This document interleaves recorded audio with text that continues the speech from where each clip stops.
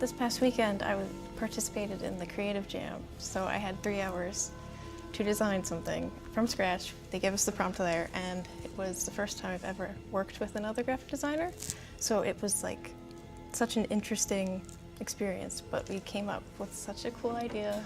We went to the studio of Betsy Casañas, who is the mural artist for the Spring Garden Bridge mural that they're working on right now, and we helped paint in her studio, which was amazing, going to like a real fine artist studio. Here, you're getting this leadership scholarship because we find that you're a leader and you possess these qualities, and I felt like giving myself like a little pat on the back. Yeah. Would you guys be able to be here without the Visionary Woman Award Scholarship?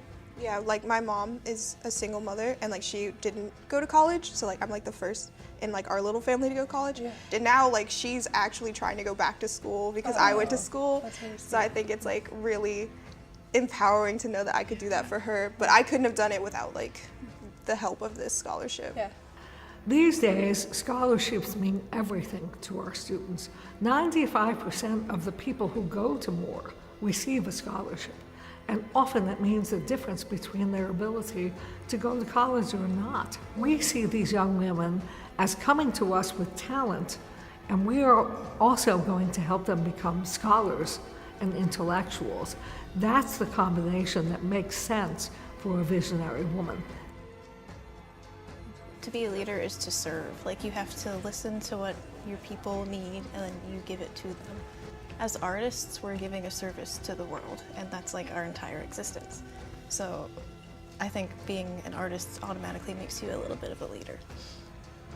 Leadership is not just having people follow you, it's being involved in that subject.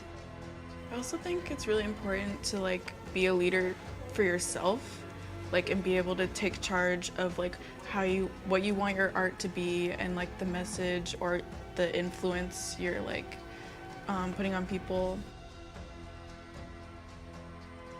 Role models serve as inspiration, not because you want to become them, but because you want to draw from their experience, from their strength, and understand the hard work, the dedication, the grit that it took to get there.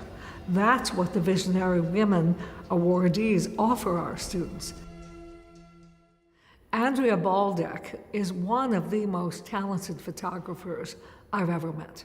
However, she's also a physician and a musician. So think about a Renaissance person. That's Andrea.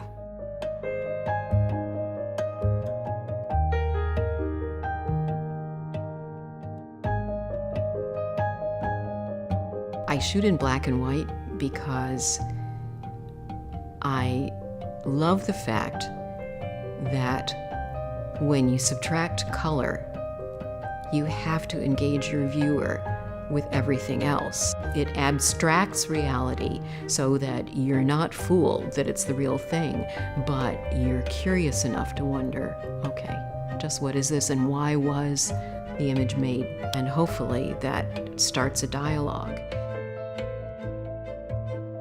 I was born in 1950, and I grew up in a village of 1,500 people where you could hear the cows from the house. I'd say Life and National Geographic were my gateways to the larger world. And I got one about Albert Schweitzer. Then there were these wonderful black and white photographs of him in West Africa at his hospital in Lambaréné. So I'm looking at these photos thinking, yeah, this is what I want to do.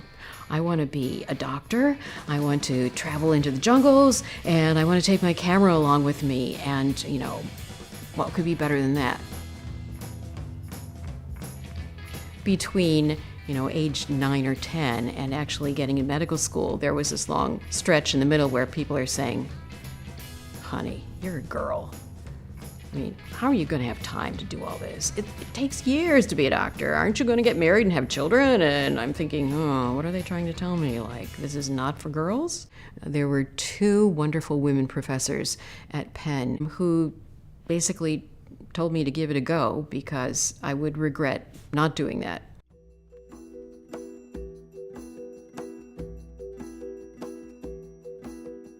I had the opportunity to go as a volunteer physician 3 times to Haiti, once to Grenada.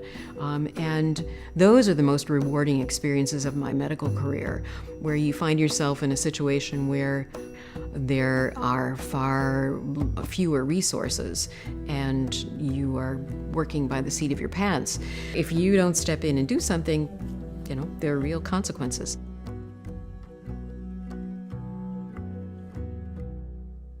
I actually ended up leaving medicine in my early 40s to do black and white photography. So I like to tell people that I traded the operating room for the dark room. I returned to Haiti in 1996 as a photographer. I got to go to a place that I loved and knew, and I was not sitting in the clinic all day long seeing patients. So I got to roam far and wide and see people in their healthy state and in their own normal lives. When I'm shooting an image, I'm really trying to connect. You're trying to encourage their imagination to fill in the rest. The humidity, the bird calls, the sights, the sounds, the craziness of a market scene when, there's dust and hubbub and all things going on at once. And trying to get all of that into a photograph, I love trying to do it. I hope that what I can give to the more students is a sense that you should take risks. You should not allow naysayers to turn you away from what you really love, and that life doesn't proceed in straight lines. You only have one go at it, and you want to feel as though you've been as true to yourself as you can. And sometimes it takes a while to figure out what it is that you really want to do.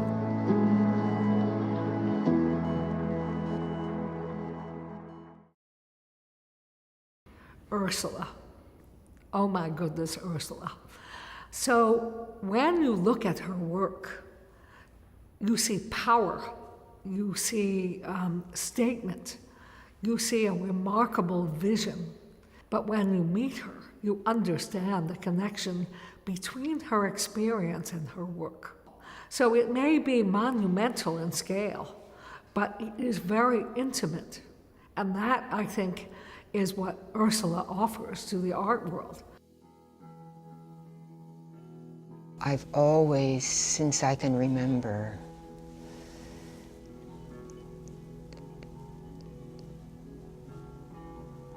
depended on my eyes heavily, heavily, heavily. And I feel like, I drink the world with my eyes.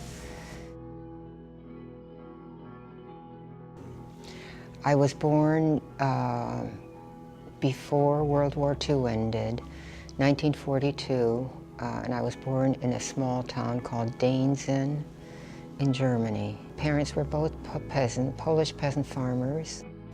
So World War II was really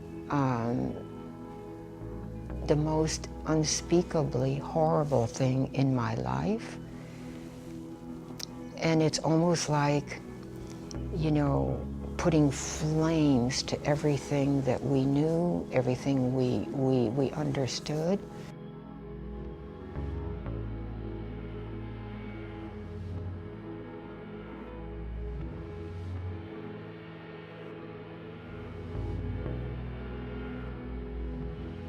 Anyway, we got to New York City, and I struggled enormously financially. I had no money. I was on food stamps. I was on,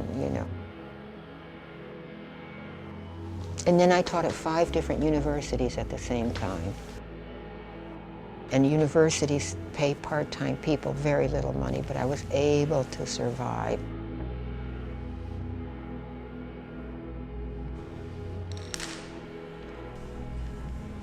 I did art, I painted. I painted and then I did stuffed fabric.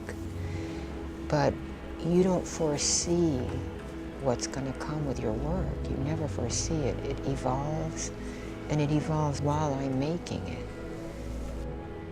Often the ideas that you originally have just aren't working, you know, so you have to respond to what is working and then go on with that. For better or for worse, you know, that I am able to eke out stuff from the cedar that is very difficult for me to get from other material. I draw on a 4x4 on 4 sides exactly what they're to cut. And they cut it, and then I put it down, and then I figure out the next one. Very, very labor intensive. Takes a lot of time. I want in it all of the surfaces, all of the details. And my details, my surfaces, are actually what make my work.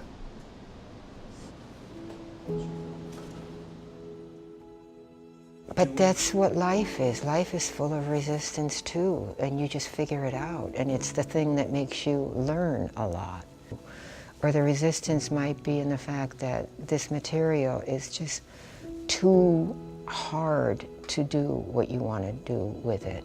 I mean, fear is a part of life. Pain is a part of life, obviously. But if you really have your mind set on wanting something, I try to come as close as I can to that thing that I want. And it might not be what I first thought, you know what I mean, could be gotten.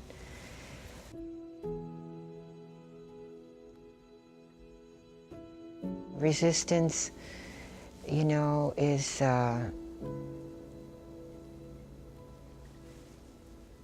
it's like a teacher. It's an honor to be the president of Moore College of Art and Design, and really that honor comes from the ability to influence the future of young women of artistic talent who are there to be transformed, to start the beginning of the next phase of their life. I get so excited when I see them because they come to school expecting everything, and they get it.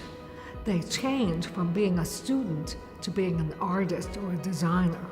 They take their place in the world and they seize their future. I guess like overall, you know, my ultimate goal is to work with like Lady Gaga and do costume design, like for performance and things like that, because I feel like it's combining art and design in such like a powerful way. In like the interior design world, I want to be able to develop commercial and residential spaces that are sustainably designed. I'm open to whatever. I just want my art to impact people's emotions in a deep way. I know that I definitely want to create stories. So like comics or like children's books, I just want to create stories. And I want to create stories for those who might not always get their stories told.